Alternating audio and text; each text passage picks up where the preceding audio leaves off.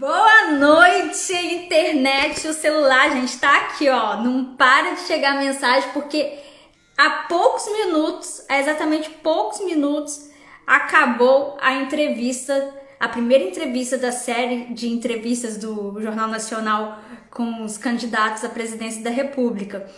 E o primeiro entrevistado foi o nosso presidente Bolsonaro, número 22, no dia 22 de agosto, e foi de cara o primeiro. E aqui tá, ó, o celular não para de chegar mensagem de pessoas que assistiram a entrevista, a repercussão da entrevista, enfim.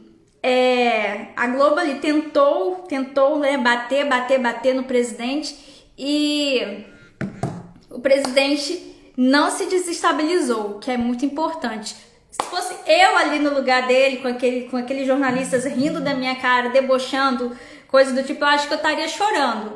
Mas vamos lá. Daqui a pouco, o Jornal Nacional está fazendo aí essa semana de entrevistas com os candidatos à presidência da República. E eu, Érica Viana, vou fazer uma série de entrevistas ao longo dessa semana com os candidatos, com vários candidatos, não só aqui do estado do Rio de Janeiro, mas como de outros lugares. Eu tô falando, Érica Viana, tô falando de Campos dos Goytacazes, que é cidade do interior do estado do Rio de Janeiro.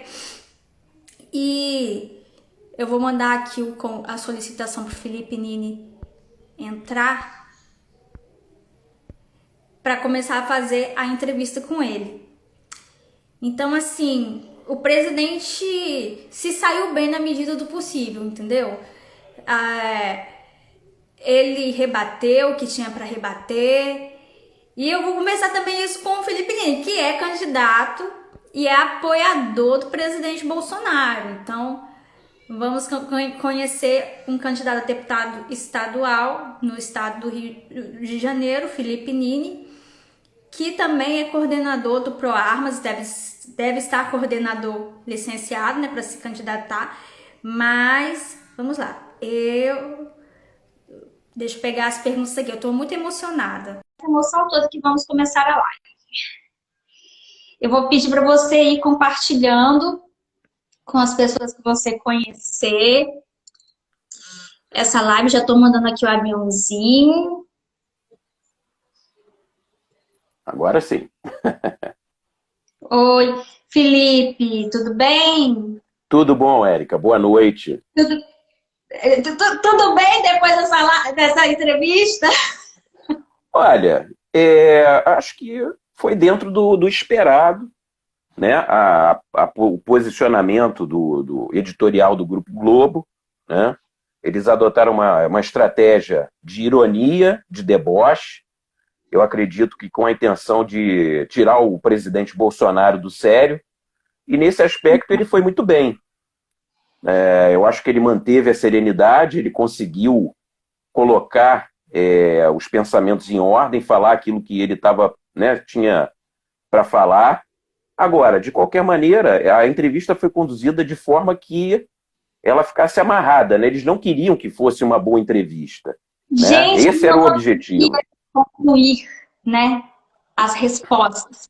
Quando ele estava começando a dizer o que ele, transmitir a mensagem, eles iam lá e interrompiam. Exatamente. Falavam ao mesmo tempo e ainda riam. Exato. Então foi isso, uma falta de respeito a um presidente eleito, né, pela maioria da população, ou seja, uma falta de respeito com o povo brasileiro, considero dessa forma.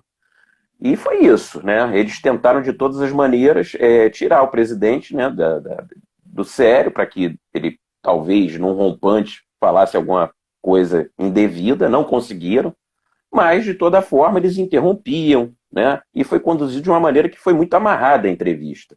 Eu quero ver, mas não vou ver os demais, mas, assim, eu quero saber depois se eles vão ter esse tipo de tratamento, por exemplo, com o ex-condenado Lula, né? O descondenado Lula. Ou se vão tratá-lo com toda a cordialidade e sorrisos.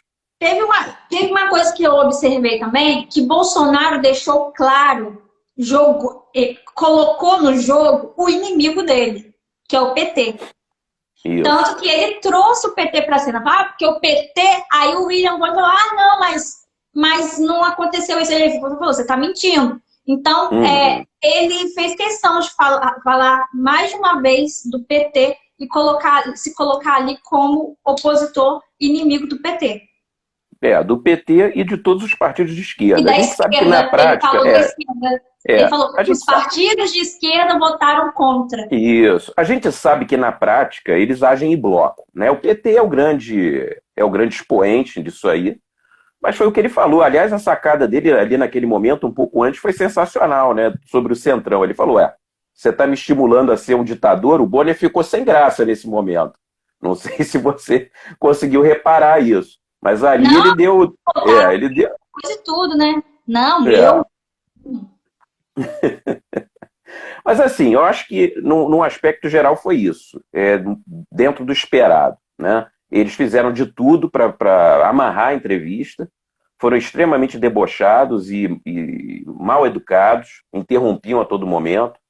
E pelo lado do presidente, eu acho que ele se saiu muito bem e conseguiu conduzir ali, dentro do possível, da melhor forma. Eu parabenizo o nosso presidente aí pela entrevista, ele se portou muito bem. Assim. E agora vamos para a nossa, né? Isso. A nossa, Felipe, eu não sou a Renata, eu não, tá bom? Eu Tá, não vou oh, que, fazer pausa dramática aqui. Hã? que bom. Eu Graças a Deus. não tenho técnica de teatro, tá bom? Eu vou fazer entrevista com você. Não, não vou te interromper, a Tá não ser que ótimo, esteja passando muito horário. Mas vamos tá lá. ótimo. Esse daí é o Felipe Nini, candidato a deputado estadual no nosso estado do Rio de Janeiro. É coordenador do ProArmas no Rio de Janeiro e é o candidato do ProArmas. Agora, Felipe, como você gostaria de se apresentar para as pessoas aí? Se apresente para as pessoas. Tem gente aqui que nunca te viu. Então, Então, vamos lá, vou passar minha ficha aqui, então. Eu sou Felipe puxa Nini, a vamos vara. lá. Tenho 47 anos, sou natural de Campo Grande, no Mato Grosso do Sul. Resido aqui no Rio de Janeiro há mais de 30 anos. Sou policial civil há 20 anos. Sou casado, pai de 2 filhos, católico, né? Um dos meus filhos, o meu filho mais novo, assim, é uma coisa que muita gente não sabe e vai ser uma das minhas pautas, com certeza, chegando na LERJ. Eu tenho um filho que é do espectro autista e eu convivo com essa realidade há 10 anos. Não só de autista, eu acompanho outras crianças, né, com Down, com outros tipos de comorbidades, enfim. Então, é uma realidade minha. E há 2 anos eu assumi uma missão colocada pelo próprio Polon quando veio ao Rio de Janeiro, né? Eu já era um colaborador do ProArmas aqui no Rio, né? Ajudava dentro das minhas possibilidades. É até engraçado que meu nome até hoje lá na agenda do Polon está assim, Felipe Milhas, porque eu liguei para o Polon oferecendo milhas para ele poder fazer as viagens dele, né? No Brasil aí, quando ele percorreu todos os estados, né, da federação. Uhum. E quando ele veio ao Rio, ajudei na organização da vinda dele, né? E no último dia, quando ele estava para voltar, né? Aliás, seguir viagem, né? Que ele não voltou para casa, ele seguiu missão. Ele falou: cara, você a partir de hoje é meu coordenador aqui no Rio de Janeiro. E essa é a tua missão aqui. Então, há 2 anos como coordenador, atualmente licenciado, né, do ProArmas para poder concorrer às eleições. Então, atualmente, quem está conduzindo o ProArmas aqui no Rio é o Matheus, que já era do grupo nosso da coordenação. E, bom, e basicamente é isso. A apresentação minha é essa aí, de currículo.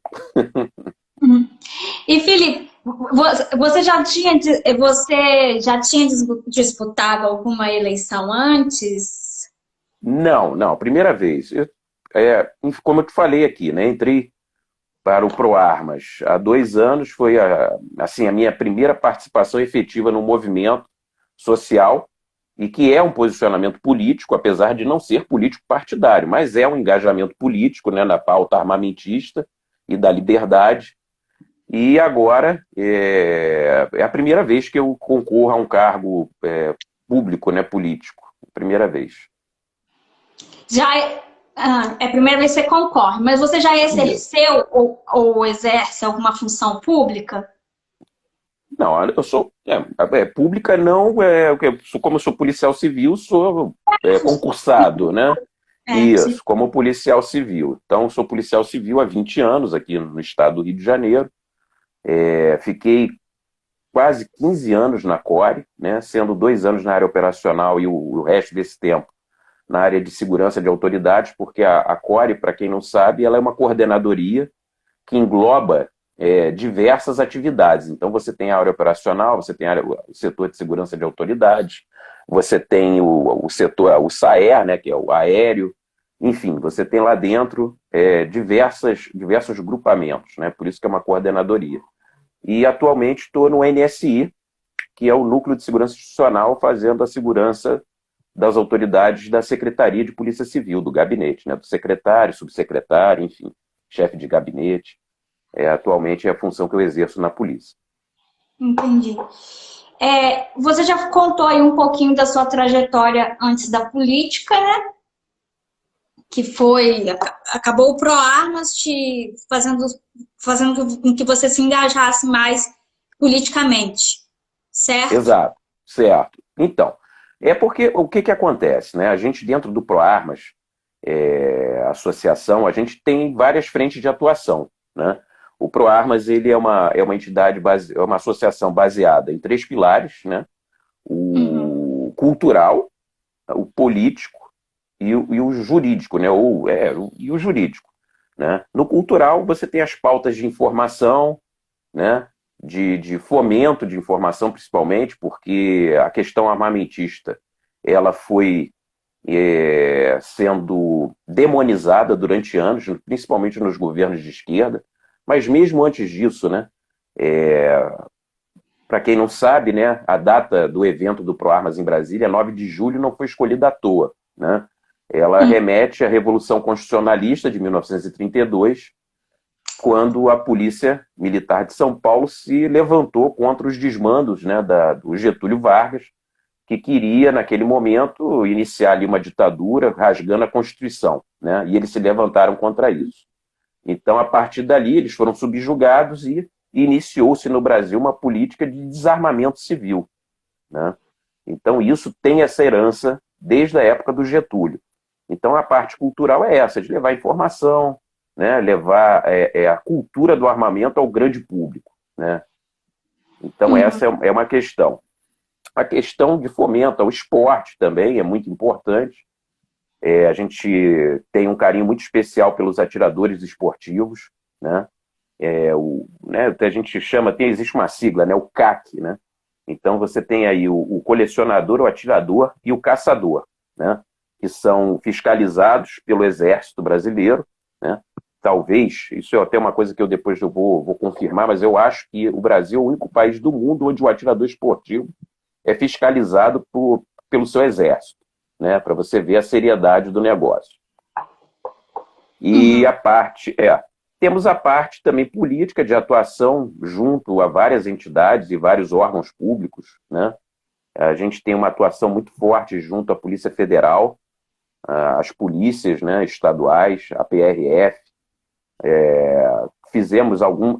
Iniciamos também aí na minha gestão trabalho junto à Câmara de Vereadores e à LERJ, né, sempre tratando de temas relevantes aí à nossa pauta. Eu não sei se você sabe, mas aqui no município do Rio de Janeiro é proibido a comercialização de armas, munições e fogos de artifício. Talvez seja o único município, aliás, tem São Gonçalo também, talvez sejam os únicos municípios do país com esse tipo de proibição. Sendo que no entorno todo você tem a liberação desse tipo de comércio, ou seja, é uma grande hipocrisia, é uma proibição, com certeza, com um viés ideológico e que, na prática, só faz com que a gente perca a arrecadação e geração de empregos. A verdade é essa.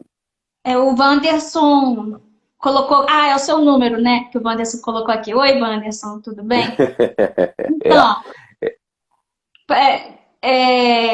isso era uma coisa que eu ia falar. Então, aqui no estado do Rio, você já tem um trabalho bem, né, mais complexo do que em outros lugares do Brasil, porque é o estado mais desarmamentista que nós temos. Sim, a gente tem Não aqui uma podemos série. nem soco inglês, né? A gente tem aqui uma série de dificuldades, né, Érica? O que que acontece?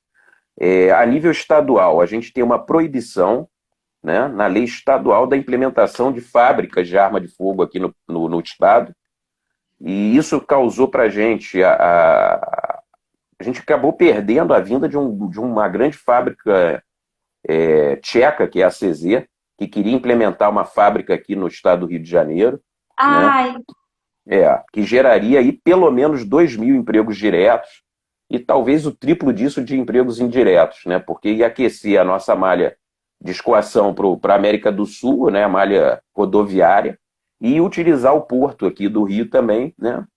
Para escoamento de produção para a África, enfim. Né? E fora a movimentação de empregos indiretos ali próximos à fábrica. Então, por conta dessa lei, essa empresa foi para Goiás, e nós vamos sempre acabar perdendo, né, esses interessados por conta de uma questão legislativa aqui, né, de uma lei absurda que ainda está valendo aqui no estado do Rio de Janeiro. Então isso também é uma briga nossa.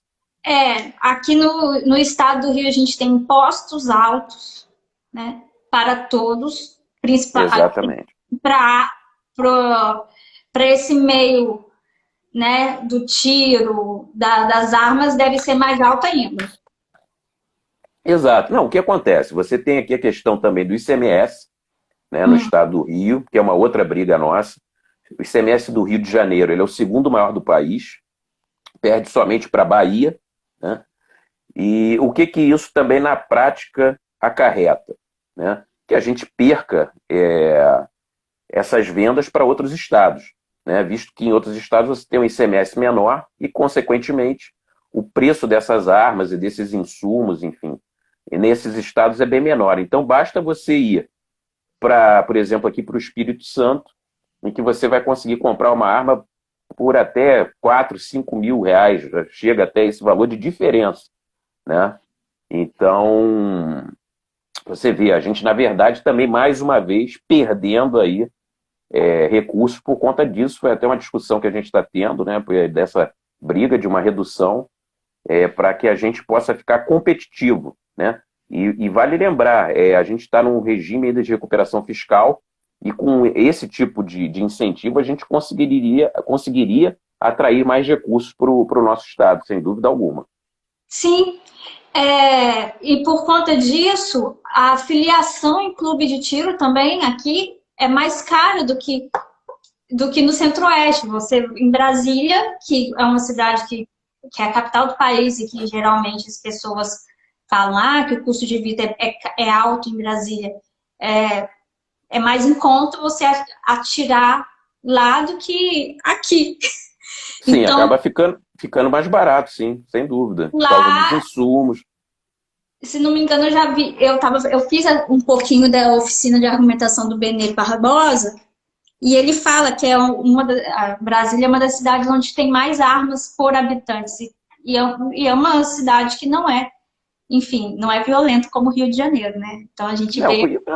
E outra coisa, isso que você falou é importante, Érica. Segundo a narrativa, né, da esquerda, vamos ser bem claros, vamos dar nome aí aos bois, né? Se a gente fosse seguir o que eles pregam, né, o Rio, o município do Rio e o de São Gonçalo deveriam ser os municípios mais, né, pacíficos aqui do estado do Rio de Janeiro. E a gente sabe que na prática não é nada disso. Ou seja, e outro dado importante, a gente teve um aumento muito grande com o governo do Jair Bolsonaro, e também, aí eu também vou dar crédito ao ProArmas, né?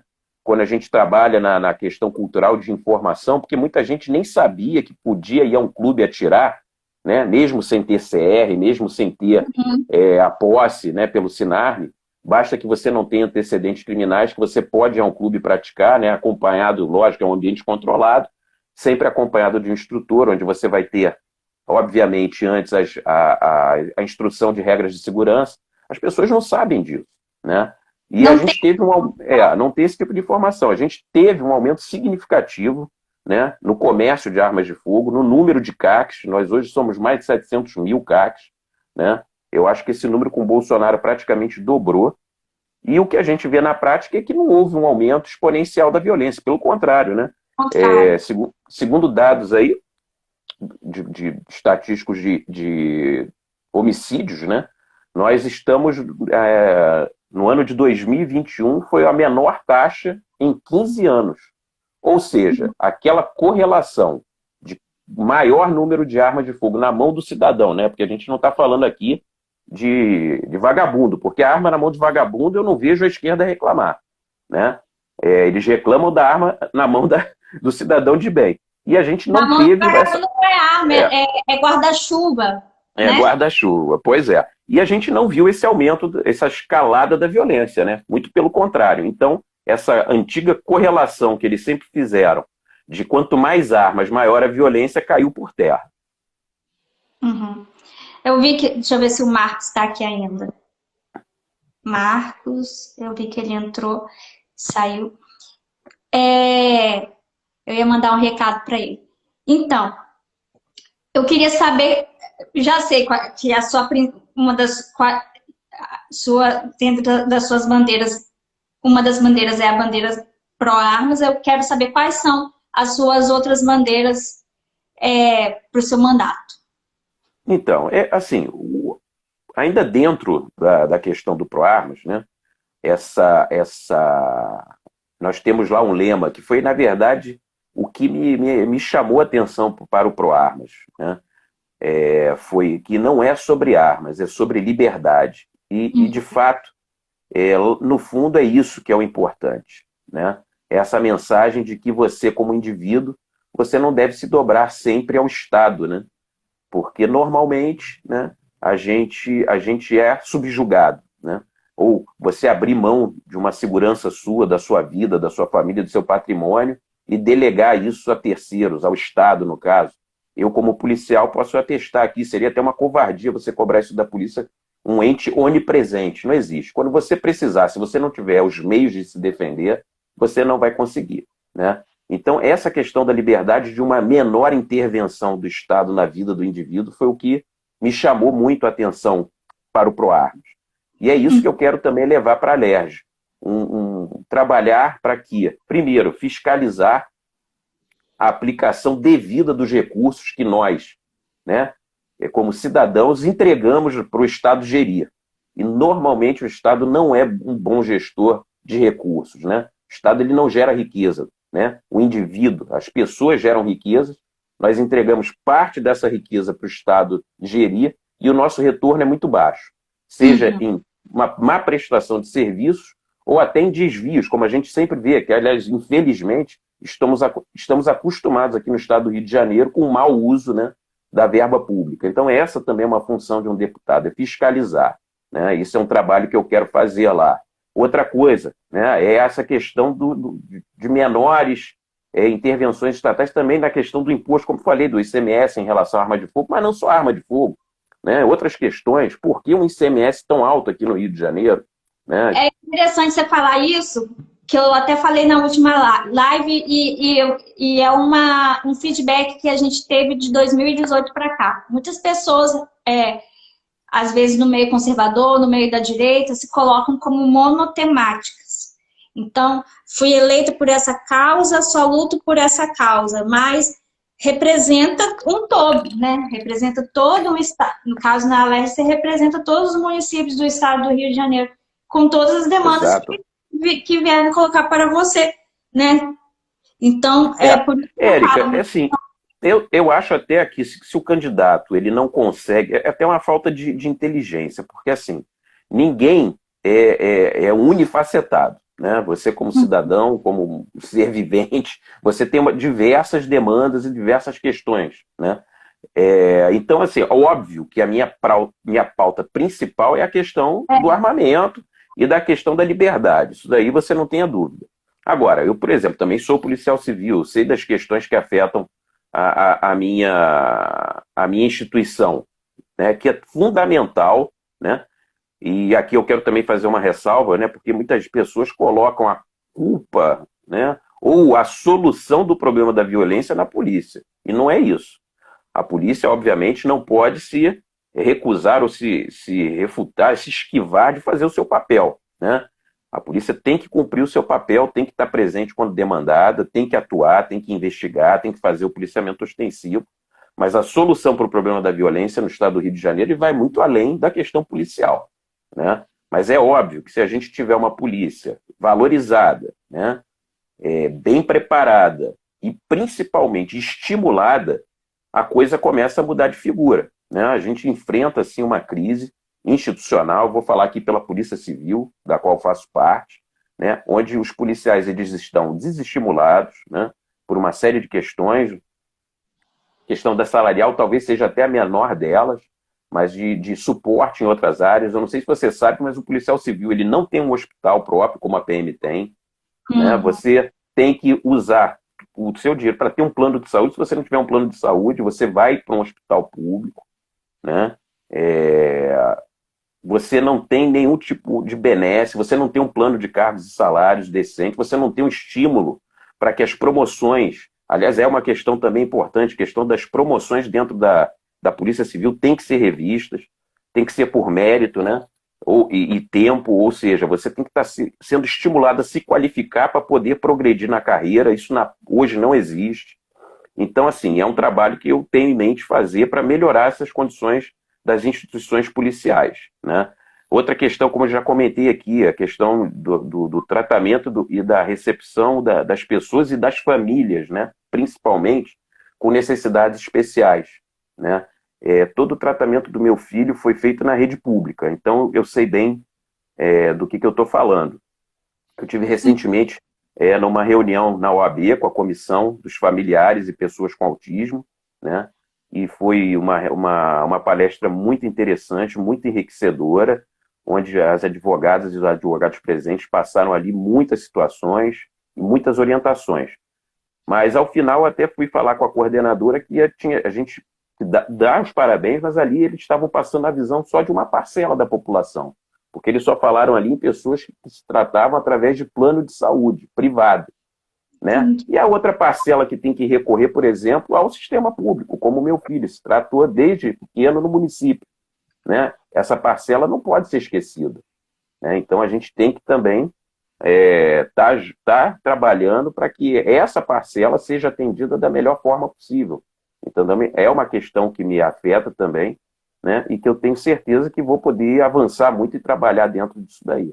Dentre outras pautas, né? Porque é o que você falou, né? A gente vai estar lá pelo estado todo do Rio e demandas surgirão. Agora, obviamente que esses três principais pilares serão o meu foco maior de atuação. Sim. E como que você observa atualmente o cenário da Assembleia Legislativa? Então, Érica, como eu te falei, né, eu comecei a ter algum contato maior com a Alerj agora, a partir da minha entrada no ProArmas. A gente levou para os deputados alguns projetos, algumas demandas, né? Te confesso que me surpreendi positivamente com algumas pessoas, porque a gente já vai para lá, eu pelo menos, né, vou falar por mim, com um certo preconceito, né? Imaginando que todo mundo que está lá tem algum porém.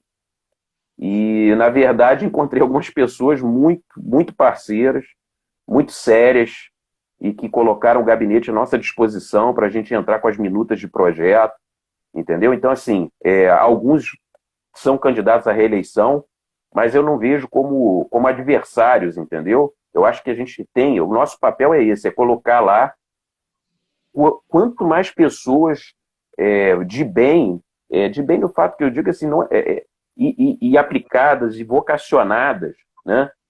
E que defendam as nossas pautas possível, né? A gente se omitiu, e aí eu me coloco nisso durante muito tempo, nessa relação com o voto, né? Mas eu também enxergo aí uma coisa proposital, o desestímulo, né, à grande massa populacional de fazer uma boa escolha, de que tem que votar sim, você tem que ser responsável pelo seu voto, porque você não votar é uma opção política, você vai deixar na mão de uma minoria o teu futuro, do futuro dos teus filhos, né? E depois não adianta reclamar, a gente está vendo aí o que houve na Colômbia, né? o que está acontecendo aqui na América do Sul de uma forma geral, e a gente Você não pode se omitir. Você é até testemunho que você morou na Venezuela, não é isso? Isso. Mas só para concluir, eu vou aqui dar os parabéns nominalmente, porque toda vez eu faço isso. Então eu quero agradecer muito ao apoio que a gente teve na Alerj, ao deputado Márcio Gualberto, ao deputado Alexandre Freitas, à deputada Alana Passos, né? Deputado Freitas, Alana Passos e Anderson Moraes, inclusive, conseguiram aprovar conosco o Dia do Atirador Esportivo na Alerj, no último dia antes do recesso, uma casa em que a gente chegou para trabalhar e a gente escutava em todos os gabinetes que nada passaria de pauta armamentista, pois o presidente era totalmente contra, o deputado André Siciliano, do PT. Né? Candidato a senador, por sinal. Candidato a senador.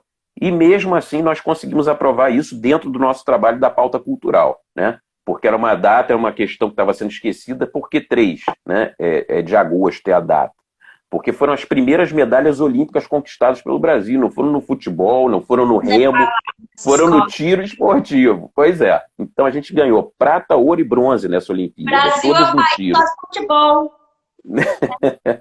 Isso aí. Copa do Mundo, eu trabalho em creche, né? Então, em dia de jogo, dependendo do horário, as crianças vão sair mais cedo por causa do quê? Porque o Brasil é o país do futebol. Pois é, né? Então é isso. E só para não ser injusto também com o deputado Coronel Salema, que nos abriu as portas da Polícia Militar para que a gente pudesse articular a criação de uma IN aqui, de abordagem aos CACs, né? Que está para sair a qualquer momento. A gente está trabalhando, está demorando, mas a gente vai conseguir apresentar uma IN muito boa, eu acredito nisso. Mas então é isso, assim, a gente teve sim muitos deputados lá que nos apoiaram e sustentaram, entendeu? Então, nesse aspecto foi bacana. Aí você me perguntou sobre a Venezuela. Então, eu gosto sempre de falar isso porque eu já escutei aqui, isso me incomoda, e imagino que se um venezuelano escutar isso, que esteja namorando o Brasil, deve incomodar ainda mais. Ah, porque aqui no Brasil não acontece isso, lá na Venezuela nem é assim tão ruim. Gente, eu morei lá entre 1993 e 1994. Não sabia nada da Venezuela, né? Cheguei lá e tive um impacto extremamente positivo, porque realmente um país riquíssimo, né? Eles se autodenominavam Arábia Saudita da América do Sul, para vocês terem uma ideia, né? Do nível de riqueza desse país. Pessoas extremamente orgulhosas da sua história, cada prédio, cada casa com um mastro com a bandeira da Venezuela hasteada, né? As pessoas bem arrumadas, bem vestidas. Eu lembro que eu ia jogar futebol lá no Parque del Este, que é um grande parque central que tem lá em Caracas, com amigos brasileiros, argentinos, e a gente ia com camisa do Brasil, short. As pessoas se incomodavam com aquilo, né? Porque a gente estava muito mal arrumado para o padrão deles, né? Até se afastavam da gente dentro do metrô, para você ver como é que era o negócio lá. E hoje eu vejo o país da forma que está, né? Em que um pai de família ele tem que invadir um zoológico para caçar bicho, para levar comida para casa, é desesperador. Tá? Hoje a maior crise humanitária do planeta ocorre na Venezuela. Né? E se tem alguém que defende aquele regime, esse modelo de governo, ou é um canalha, ou realmente está totalmente desconectado da realidade, infelizmente. Né? Porque eu chego a me emocionar a falar nisso. Como um país riquíssimo em tão pouco tempo, né, colapsou dessa forma, graças a um regime socialista. Né? Então, é isso que eu não quero para o Brasil, não quero para os meus filhos, é por isso que eu acordo todo dia e vou lutar no Proarmas, né? E agora nessa candidatura. Porque, em primeiro lugar, temos que reeleger o presidente Bolsonaro. Em segundo lugar, e tão importante quanto, nós vimos a dificuldade que ele teve no seu primeiro mandato, com traidores, com pessoas que se aproveitaram da imagem dele para entrar lá e que depois viraram as costas, dificultando, né, o trabalho dele no governo. E a gente tem que mudar isso, a gente tem que fazer valer o nosso voto, temos que ser responsáveis pelos nossos votos e botar lá pessoas realmente comprometidas. Isso é o mais importante. E como que o PTB entrou na sua história? Então, Érica, a gente estava procurando obviamente, um partido que pudesse nos receber, né, com os nossos ideais. E vou te falar, não foi fácil, tá? Os ideais que eu falo é que, principalmente, da pauta armamentista, né? Porque você tem a questão do conservadorismo, óbvio, né? De ser um partido cristão, para mim, no caso, era importante, né? Pró-vida, contra drogas, contra ideologia de gênero, mas a pauta armamentista, por incrível que pareça, né? A questão, mais uma vez, a gente volta para a questão cultural, né? Ainda sofre muito preconceito. E o PTB, o PTB principalmente hoje... no Rio. Isso, pois é. O PTB é hoje o único partido realmente da base de apoio do presidente que apoia abertamente a pauta armamentista. Então, por isso, o PTB. Uhum. Eu vou perguntar para você algumas questões aqui mais rápidas. Ok. Que eu estou perguntando para todos os candidatos. Para você, eu não preciso fazer a primeira pergunta que... Como liberdade, sem liberdade, a gente não tem, né, como escolher a vida. Então, ao meu ver, a liberdade, ela caminha junto com a vida. Exatamente. Porque sim, sem liberdade, com certeza. Deus fala, escolhe, pois a vida. Então, pressupõe que você seja livre para escolher.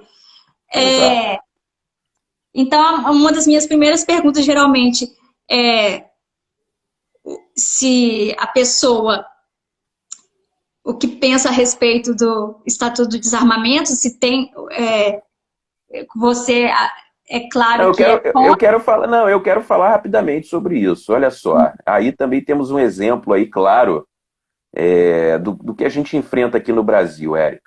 Esse estatuto, que eu não gosto de usar esse nome, é uma lei de regulamentação de armas, né? Na verdade, a população brasileira foi convocada a se posicionar sobre o estatuto de armas, né? De regulamentação de arma de fogo.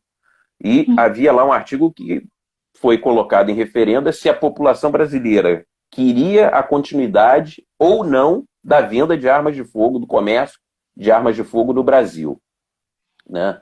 E nesse referendo, mais de 60% da população votou a favor da manutenção da venda e do comércio de armas de fogo no Brasil. Nenhum presidente da República teve uma votação tão expressiva quanto essa.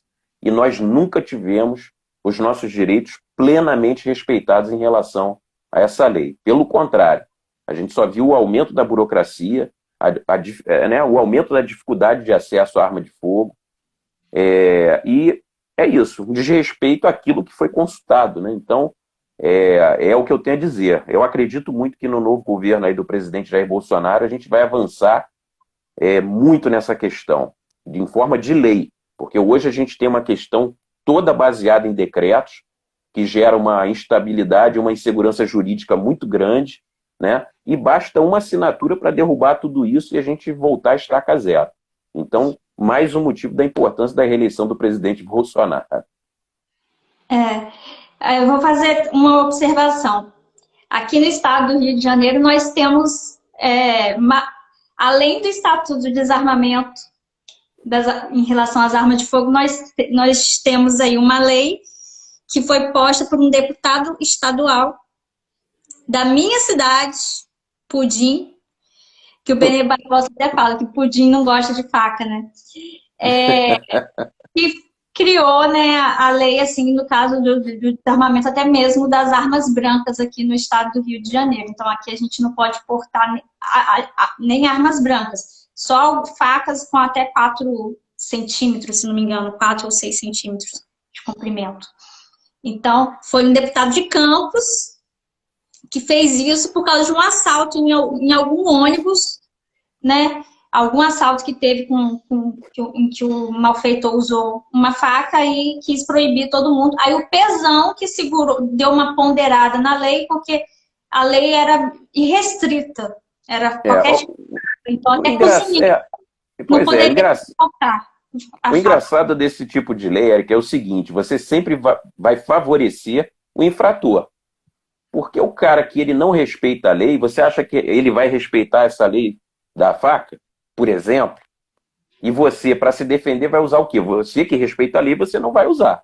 Ou seja, vai estar, né, totalmente vulnerável a essa situação. A mesma coisa em relação à arma de fogo. O bandido não respeita a lei, gente. Né? Não é Basta a você ir a arma, qual... Não é a é arma, a basta você ir pessoa. a... O problema está na Exato, basta pessoa. você ir a qualquer comunidade aqui. Só que você, com esse tipo de lei, você tira a possibilidade do cidadão de bem de se defender. Essa é a grande verdade. Esse é o grande resultado de leis desse tipo. Né? Porque o infrator, o marginal, ele não respeita a lei. É. Então, qual a sua posição sobre o aborto, a eutanásia e a clonagem humana e a manipulação de embriões? Eu estou tirando essas perguntas que parecem Tá? assim, que às vezes soa como ridículos, mas é porque a gente quer que a pessoa fale claramente, porque até alguns anos atrás nenhum candidato falava claramente todas as suas posições, né? E hoje em dia isso tem sido cobrado. Bom, enfim, em relação ao aborto, sou totalmente contra.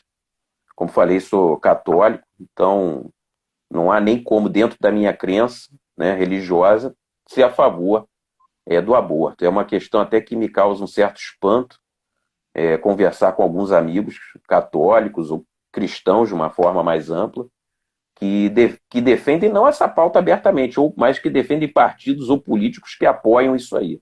Então, eu sou, como eu te falei, sou totalmente pró-vida. Eu acho que hoje a gente está num mundo que, acho não, tenho certeza, muito diferente da minha época de garoto. Você tem a informação na palma da mão, ruim ou boa, mas você tem a informação na palma da mão.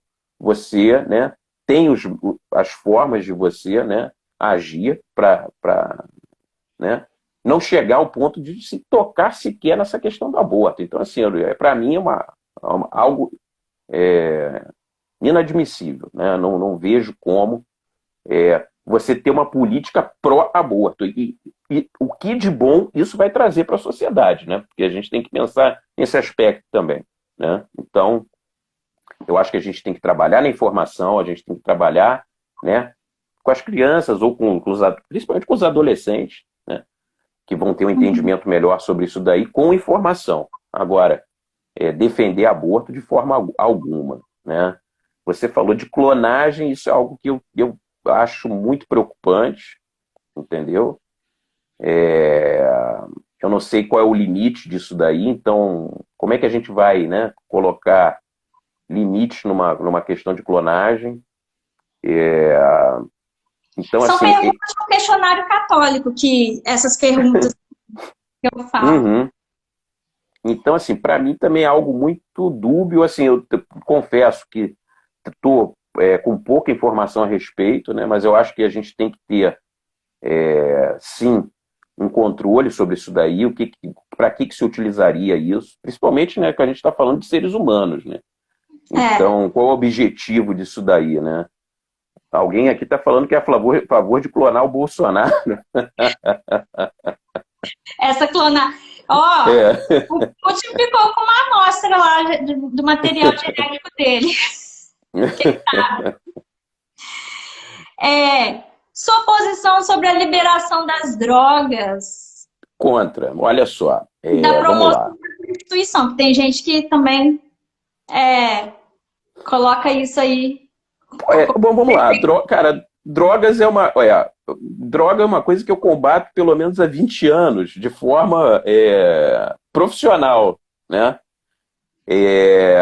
Não consigo enxergar, e olha que isso é uma coisa até que me surpreende, mas nós temos delegados de polícia que participam de marcha de maconha, né? Eu acho que isso daí deveria ter até uma questão de corregedoria, mas não sei por que se permite isso aí, né? Não vejo também nada de positivo em relação à liberação de drogas. A gente tem alguns exemplos aí, como a Holanda, em que depois de pouco tempo houve uma degradação das cidades onde havia essa permissão, né? O que também você liberar não quer dizer que vá cessar o tráfico, também é outra falácia. É uma questão também que a gente vive, né, com um sistema público de saúde. Você vai onerar o sistema público de saúde, ou seja, eu vou pagar para tratar o cara que está viciado em droga, né, que se viciou em droga, né, por uma opção dele, né, porque aí a sociedade vai pagar essa conta, né? Então, assim, eu não vejo aspecto positivo nenhum em liberação de drogas. Pelo contrário, eu acho que a gente tinha que endurecer isso daí. Hoje, na verdade, na prática, que muita gente não fala isso, mas a gente vive já uma liberação tácita, né, do uso de drogas. Infelizmente, a gente hoje está dessa forma. Então, o que eu puder fazer para que se recrudesça, né, o combate às drogas, eu vou fazer, não tenha dúvida sobre isso. Me diz uma coisa, para ser atirador, tem que fazer exame toxicológico? Exame toxicológico, não. Não. Você tem para algumas categorias de motorista, né? Se eu não me engano, para você, a categoria D exige esse tipo de exame. Eu não quero nem ficar dando essa ideia aqui, porque algumas vezes já tentaram implementar isso aí, né? Para os atiradores, mas eu acho bem absurdo isso. Ideia entendeu? legislativa, não. Pois é. Até porque é o seguinte, Érico, olha só, o que é exigido para uma pessoa, tanto para o CAC quanto para você ter a posse pelo Sinarme, já é muito rigoroso. O Brasil talvez seja um dos países em que a legislação para você ter o acesso a armas de fogo é um dos mais... é um dos que exige mais, entendeu? Então você tem... Isso são questões que eu até não vou contestar. Você tem exame psicológico, né? Então... Você tem a questão dos... Não pode ter antecedente criminal, você tem que estar com todas as certidões, né? Ok. Você tem o teste de aptidão de tiro, né? Então, assim, é bem rigoroso, né? E, por exemplo, o CAC, ele tem que ter uma habitualidade anual de ida a clube, né? São 8, pelo menos 8, né, visitas a clube por ano, onde ele tem que fazer a prática e o treino. Então, assim, na prática, no Brasil, se exige bastante do atirador. E para a questão de porte, você ainda tem um exame mais rigoroso ainda, porque aqui eu estou falando inicialmente sobre a posse da arma, que é a arma que você pode ter na tua residência, né, para a defesa da tua casa. Entendi. Qual a sua posição sobre o homeschooling? Eu sou favorável ao homeschooling. Eu tive um contato recente com algumas pessoas que defendem isso, até algumas pessoas do movimento conservador, e foi um primeiro contato, mas assim, até porque é o seguinte, Érica, essa questão nossa de ensino atual, ela é muito recente, né? Esse ensino amplo e padronizado para as crianças e séries, isso é uma coisa bem recente, né? E é um sistema que ele não é 100%, você não há como afirmar que ele é o ideal, né? Que ele é o mais adequado. Eu acredito sim que a criança ou o jovem possa ter dentro ali a opção de ter o homeschooling dentro ali de uma regra de conteúdo, né, mínimo, mas orientado pela família, né? Talvez funcione até melhor em determinadas situações. Eu acho que aí é que está a questão, é a liberdade de escolha. É você também ter a liberdade de escolher a forma que você quer educar os seus filhos com validade, aceito, enfim, para você poder depois prestar concurso ou fazer um vestibular, né? É a questão aí, mais uma vez, a gente cai na questão da liberdade, né? E não de imposições estatais absurdas, como nesse caso eu acredito que seja. Aí, ainda na parte de educação, qual a sua posição sobre escola sem partido? Não, escola é sem partido sempre. Não existe escola com partido, pelo amor de Deus, né? Eu sou a favor, sim, das escolas cívico-militares, acredito que é um modelo bacana, entendeu? Acho que funciona muito bem. A gente tem a gente tem que focar na questão do ensino, das matérias, e não questões ideológicas em sala de aula. Eu vou contar aqui um breve relato. Meu filho estudava numa escola tradicional aqui do Rio de Janeiro, de formação, inclusive preparatória para as Forças Armadas. E um pouco antes da pandemia, isso foi 2020, era março, início de março de 2020, meu filho mais velho, na época com 10 anos, chegou injuriado da escola, porque o professor dele de geografia havia falado em sala de aula que policiais matavam negros, pobres e favelados, indiscriminadamente, sendo que eu sou policial e minha esposa é policial, né? Então, assim, olha o absurdo da fala desse professor, que é um formador de opinião, né? Quando a criança vê aquele professor ali, é uma figura de autoridade dentro da sala de aula da escola, né? É alguém que está ali para ensinar e para falar as verdades, né? E o cara me saiu com essa. Aí eu liguei imediatamente para a diretora da escola, tentou, né, botar panos quentes. Não, é ótimo professor. Eu falei, não, ele pode ser ótimo, até um ótimo professor de geografia, mas ele não tem o direito de falar uma bobagem dessa para criança, né, dessa idade, e criar nelas um temor e um medo da polícia. A troco de quê? Qual a intenção dele? Né? Porque se aí a criança passa a rejeitar ou a ter, né, uma aversão ao policial, ele vai ficar do lado de quem? E aí eu pedia a chance de fazer, né, não de confrontar o professor, mas de ir nessa turma como policial civil e falar do meu trabalho, né, de forma bem clara e objetiva, para que, né, o que faz um policial. Para a sorte dele, iniciou-se a pandemia, né, aqui no Rio, se eu não me engano, meu filho fez aniversário 14 de março, foi um sábado. No dia 16, uma segunda-feira, iniciou-se o lockdown e depois eles retornaram com aulas remotas, né? E aí eu passei a acompanhar aqui as aulas desse professor, que eram muito fracas no conteúdo de geografia, né? O professor não preparava a aula, ele normalmente passava vídeo de YouTube para tu assistir. E ao final do ano eu realmente tive que tirar o meu filho dessa escola porque não sentia mais confiança, né, no tipo de ensino que ele estava tendo, infelizmente. E é isso uma questão que vários aqui enfrentam com certeza.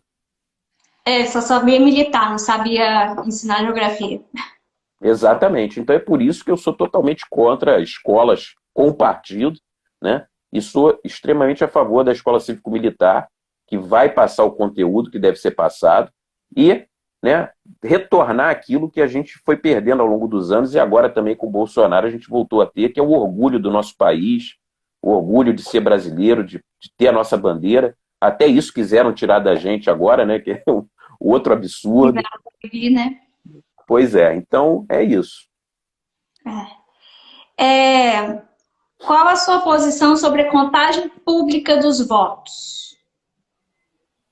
Eu sou a favor da contagem e da transparência total da apuração, né? O que eu entendo é o seguinte, o sistema que vai ser adotado, inclusive, no Paraguai, ele é um sistema que ele foi bolado aqui no Brasil, né? Do papel impresso cair na urna, que você não tem acesso, porque também foi uma falácia que a gente teve, né? De quererem dizer que o voto impresso é um voto que você tem acesso ao papel, né? Que é um absurdo, não é nada disso. Levar o papel para casa, com certeza a pessoa seria... Pois é, não, um absurdo. E o pior, Érica, é que a grande mídia corroborando isso aí, né, de forma irresponsável, né? E a gente sabe que não é nada disso. Aliás, vários partidos aí de esquerda eram favoráveis a esse tipo de sistema no passado e agora, surpreendentemente, mudaram de opinião, né? Então, assim, parece... O errado é o cara que é a pessoa que quer a evolução do sistema, né? É um sistema mais seguro. Você não pode ter isso, nem exigir, nem questionar. Aí a gente vai caindo em outras questões. Você não pode mais questionar, você não pode mais emitir opinião, porque tudo isso pode te gerar uma repreensão ou até uma prisão, né? Então esse é o Brasil que a gente vive hoje. Então, você sabe bem do que eu estou falando.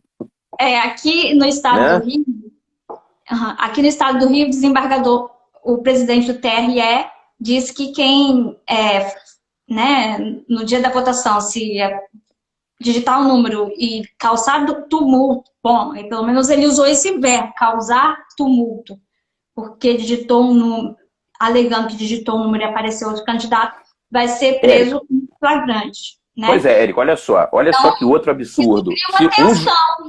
Pois é, olha só, eu escuto histórias... Em 2020, teve muito questionamento desse na época, né? Érico, olha só, meu pai morou em Manaus em 2000 não, 1997 ou 98. Houve uma eleição na época, lá. Olha a data, o ano que eu estou te falando, tá? E várias urnas foram recolhidas porque apresentavam esse erro. Você digitava um número e aparecia sempre um mesmo candidato. Então isso não é novo, isso não é de agora, né? Então isso não foi inventado agora, isso não é história de agora, isso sempre ocorreu, sempre foi um problema. Pode ser um problema, casos isolados, ok, não vou entrar nem nesse mérito, mas isso acontece. E se acontecer, então você vai ser tolhido do seu direito, né, de exercer o voto, porque você está sendo tolhido do seu direito de exercer o seu voto. E aí vem um desembargador falar uma bobagem dessa. Complicado. Enfim, eu não tenho nada para falar do desembargador, mas o que eu posso falar é o seguinte: tem um projeto de lei em tramitação, PL 943, do deputado Celso Russomano, sobre a contagem pública, né, falando do voto impresso e de haver uma apuração pública na sessão. Sim. Antigamente, Assim. fiz uma live ontem com a Iris, do Instituto Conservador do Mato Grosso do Sul, e a gente relembrou que a Miriam Gimenez estava... Da minha terra. A Miriam Gimenez estava online, ela lembrou que os votos, e eu acabei lembrando também, que os votos eram levados aqui em Campos, era levado para um clube, lá em Campo Grande, era levado para um estádio, para um ginásio. E a imprensa toda participava da contagem, era os partidos todos, realmente, publicamente. Os delegados de todos os partidos participavam como fiscais disso aí. Então, assim, eu não sei qual é a grande celeuma em torno disso, né? Até porque, no final das contas, tem que bater com o da eletrônica, né? Não é assim? No final das contas, o resultado tem que ser o mesmo. A ProSoja faz assim, é uma associação de produtores de soja, eles fazem as eleições internas deles com esse sistema que é o que seria adotado com a contagem pública. Uma urna onde fica o voto impresso e a urna eletrônica, e eles conferem as duas votações.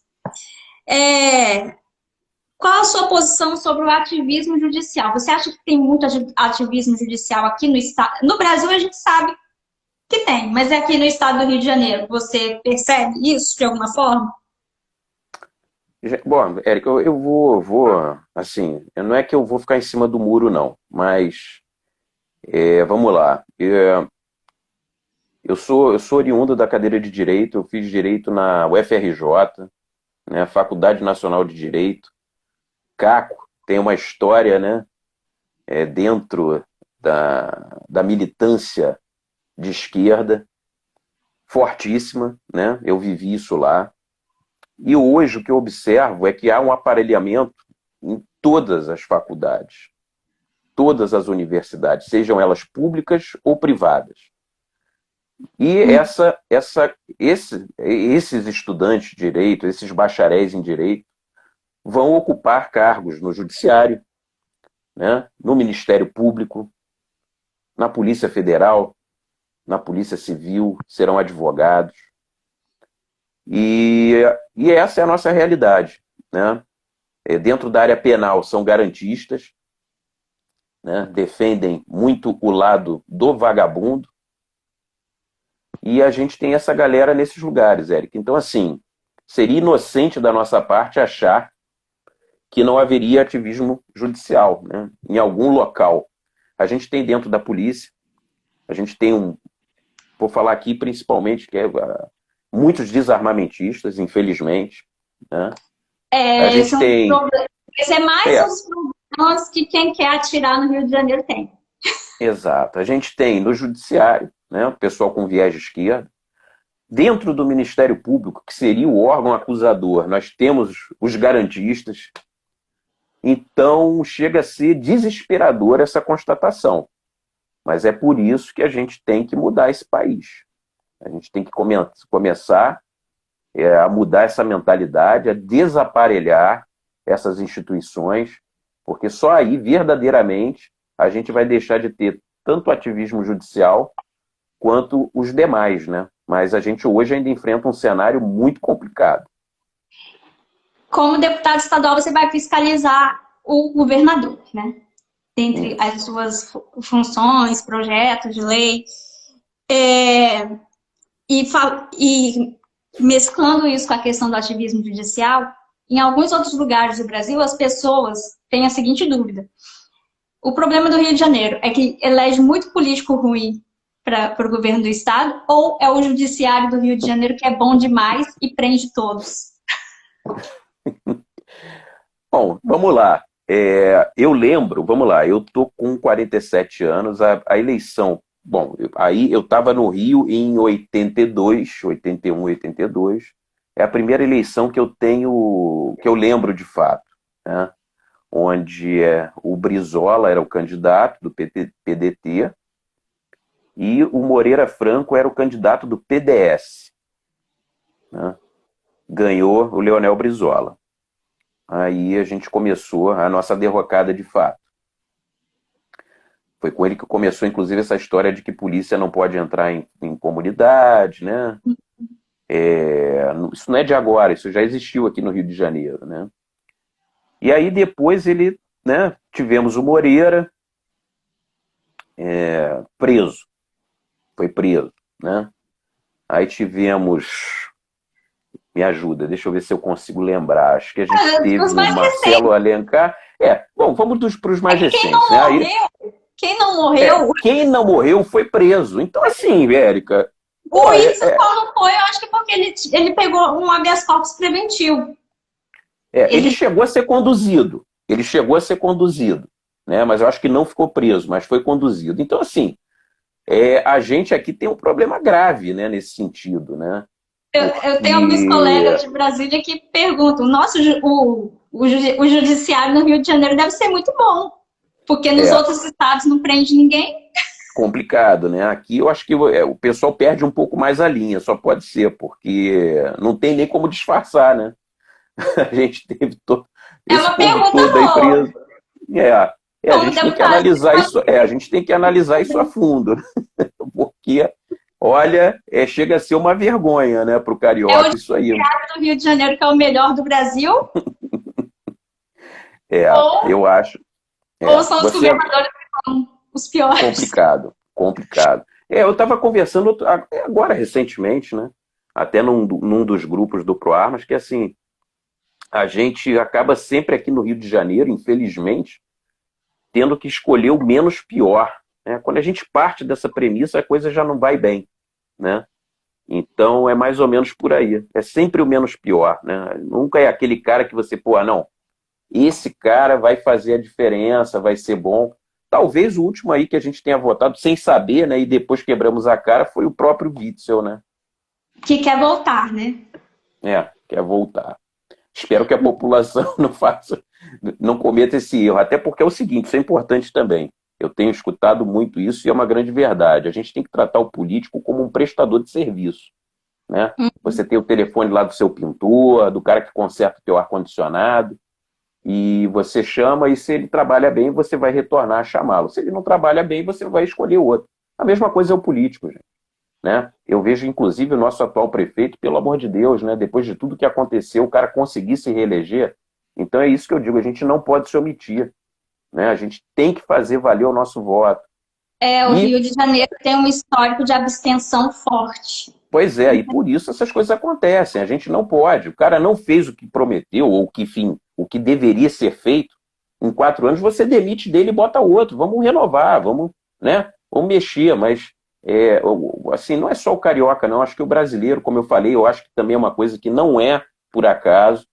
É um trabalho que é feito, há um desinteresse muito grande, um desestímulo para você votar, né, e cobrar, principalmente. Votar com responsabilidade, saber quem é teu candidato, ir lá, bater na porta dele, exigir um bom trabalho, e ao final dos 4 anos, né, se ele cumpriu o que, né, foi acordado, ele ganha seu voto novamente. Se não, tchau, amigão, vamos procurar outro, é isso.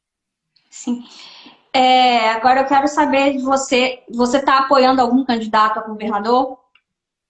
Não, o que acontece também? O que acontece é o seguinte, independente do partido, o partido acho que está em aberto, mas eu sigo muito também o que determina a orientação da associação, entendeu? Então, a própria associação, ela tem candidatos, né, que ela chancelou, né, que passaram por um processo aí de pesquisa, né, inicialmente do próprio Polon, e agora na reta final do próprio presidente Bolsonaro.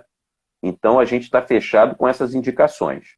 Tá? Para governador aqui no Rio de Janeiro, não há essa orientação. Então, está em aberto. Mas diante da possibilidade do Freixo ganhar, tem algum Não, olha só, assim, atualmente, se você acompanhar as pesquisas, que não são lá grandes coisas, né, a gente, em tese, tem um candidato aí despontando. Né? Caso haja um eventual segundo turno com o Freixo, é óbvio que a gente vai se posicionar, tá? Até porque... Então vai manter... Isso, a princípio em aberto. Não sigo o eventual segundo turno, né? Até porque, eu não sei se você reparou, o Freixo mudou de partido, mudou de... que ele já começou a dizer que não é mais a favor das drogas. Isso, que é a favor da polícia militar... Isso, e que só faltou fazer arminha, é o que está faltando para ele, é fazer arminha com a mão. Mas é isso, para governador, a princípio, a gente está liberando o voto, porque aí eu acho que também é o seguinte, quem segue o ProArmas, quem é conservador, né, quem segue nossos princípios, nunca cogitaria votar num Freixo. Nunca cogitaria votar no Freixo. Né? Então a gente está deixando em aberto, agora, obviamente, num segundo turno, com o Freixo, a gente vai apoiar o outro, né? E você está fazendo dobradinha com algum outro candidato a deputado federal?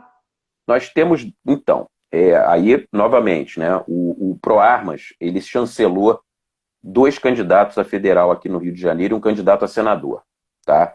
Então, para deputado federal, nós temos o Alexandre Freitas, tá, do Podemos, nós temos o Flávio Paca, do PTB, e para senador, o Daniel Silveira é o nosso nome. E Daniel segue candidato? Segue candidato. Não, segue candidato e vai lutar pela candidatura até o fim. Eu tive com ele hoje, ele fez uma caminhada lá em Campo Grande, depois no centro da cidade, eu tive com ele no centro da cidade hoje, e ele segue firme na convicção dele de vir candidato. Contra tudo e contra todos, porque há uma pressão... hoje teve a caminhada e assim, a gente vai fazer outros eventos com ele. Ele esteve em Brasília no 9/7, eu o apresentei como senador chancelado pelo ProArmas, né? Então, ele é um guerreiro, né? Eu só posso dizer isso. Ele é uma pessoa fora de série, né? Eu tinha uma impressão dele, vou até confessar aqui, totalmente diferente, vendo de fora, e quando eu conheci, é um cara extremamente humilde, simpático, entendeu? Vibrador e um guerreiro, porque as pressões para que ele não venha candidato são fortíssimas, e ele vai até o fim, com certeza. Por exemplo, eu tenho até que te perguntar sobre ele, porque eu não sei, parece que ele não tem mais redes sociais, né? Não, são todas bloqueadas, até para repostar as coisas com ele, a gente usa a rede social da esposa dele. Né? Porque ele tem todas as redes sociais dele bloqueadas, um outro absurdo. E ele pode dar entrevista? Absurdo. Não, acho que a entrevista agora sim. Né? A grande questão, inclusive, é essa, né? Porque com a graça concedida pelo presidente, caem todos os efeitos. Né? Então, em tese, ele pode fazer tudo. Ele pode vir candidato. Essa proibição dele também das redes sociais é outro absurdo. E são coisas, Érica, que nós temos que falar realmente, né? Isso tem que ser falado. Que são absurdos. Dentro de um país que a gente diz ser um país democrático, né? Um país livre, a gente ainda está vivendo esse tipo de situação. Que, mais uma vez, me lembra muito o que aconteceu, inclusive na Venezuela, com o judiciário deles lá. Né? Aplicando restrições, fechando mídias lá, né? Diversos jornais e redes de televisão foram fechados na Venezuela pelo judiciário deles. Então a gente não pode permitir que isso aconteça aqui no Brasil de forma alguma. Sim. Qual a sua próxima programação de caminhada, de evento? Então, ó, pô, todo dia, Convida pô, o meu amigo, pessoal. ó, chegou aqui, eu vou dar uma boa noite pro meu amigo David, lá do Ceará, que também está aí vindo candidato, é um guerreiro também. Tamo junto, meu irmão. Valeu, obrigado pela presença. É, olha, Érica, se tem uma coisa que a campanha está me ensinando é que a gente realmente tem que ter um preparo físico, né? Porque todo dia, Mas pode todo tirar dia da tem. uai. Não, todo dia tem uma atividade. Minha esposa brinca que nunca me viu trabalhando tanto. Eu falo, ah, tá bom. Esse Amanhã eu ano, tenho. né, sem pandemia, gastar sola de sapato. É isso. A campanha é essa. A gente está na rua, como foi hoje, né? Distribuindo panfleto. A nossa campanha é uma campanha muito enxuta, com poucos recursos, entendeu? A gente conta com a ajuda dos colaboradores. Né, em breve eu vou iniciar uma campanha de pedido de doação nas nossas redes sociais, porque a campanha está sendo feita dessa forma, né? Do bolso de cada um, cada um ajuda como pode, um empresta o carro, coloca combustível, um às vezes paga o almoço, outro paga o lanche, e a gente vai fazendo. Vou pegar material de campanha do partido, estou aguardando ainda, para ir tocando a campanha dessa forma, né? É assim, é uma luta de irmãos, né? A gente não tem ninguém por trás patrocinando, e é isso, a gente conta com a Não tem colaboração das pessoas gabinete do para poder. ódio? Não é possível. Não, nós Você temos o sabe a gabinete minha com a do. mão? Não, é o gabinete do bem, né? Ah, A gente quer ah. isso, a gente quer justiça, a gente quer liberdade para poder, né, criar nossos filhos num país melhor. E Principalmente amanhã para eu tenho. ir vir aqui no Rio de Isso, Janeiro, que é tão difícil. exatamente. E de verdade, você, né, não ter restrição, porque é uma outra verdade que precisa ser dita, né, Érica? Eu, como policial, vivencio isso há 20 anos. A gente vive uma guerra civil, infelizmente não declarada aqui no estado do Rio de Janeiro, né? Onde um lado tem que agir dentro da lei, com responsabilidade, né, com profissionalismo, que são os policiais, e o outro lado não está nem aí para nada, entendeu? Então, e acaba recaindo sempre, né, essas mazelas na conta da polícia, como se a polícia, mais uma vez repito isso aí, eu falei no início, fosse a culpada por tudo aqui no estado do Rio de Janeiro. E se usa também a polícia como escudo para isso aí. Mas amanhã eu tenho um podcast de manhã, 9 horas da manhã, e depois na parte da tarde uma reunião com a equipe de campanha, né? E de noite provavelmente mais uma live com não sei, ô Daniel, posso dar o spoiler? Meu Daniel tá aqui, me dá puxão de orelha depois. Mas acho que amanhã a gente deve ter uma live com o Samuel Ele tá com Couto, a cara que é lá de feia, eu Goiás. acho que não tô, não. Tô com uma carinha vermelha. Então, faça suas considerações finais, deixe o seu número, peça seu voto. É isso, gente. Eu acho que está aqui colocado quem eu sou, aquilo que eu defendo, né? É, a minha pauta e os meus projetos são bem claros, bem definidos. Não tem levar criança na. Minha esposa está dizendo que eu tenho a missão de levar as crianças na escola amanhã também, é verdade. É Antes isso de aí, ó. começar. Família. Pois é, não é verdade. Vou levá-los na escola amanhã e depois eu parto para essa entrevista. Mas é isso, as minhas pautas são muito claras, eu sou muito transparente. O meu trabalho junto ao ProArmas acho que avaliza quem eu sou, o que eu faço, né? O meu número é 14454, que é um calibre forte, foi escolhido por isso. E é isso, gente. É a liberdade, é uma intervenção do Estado menor nas nossas vidas, é a gente poder ter um dinheiro público bem investido, né? A gente ter menos impostos, maior geração de empregos, uma fiscalização do Estado, do governo, na figura do governador, firme, né? E é isso. Essa é a minha proposta, esse é o trabalho que eu pretendo levar para a LERJ e com as pautas que eu apontei aqui durante a entrevista.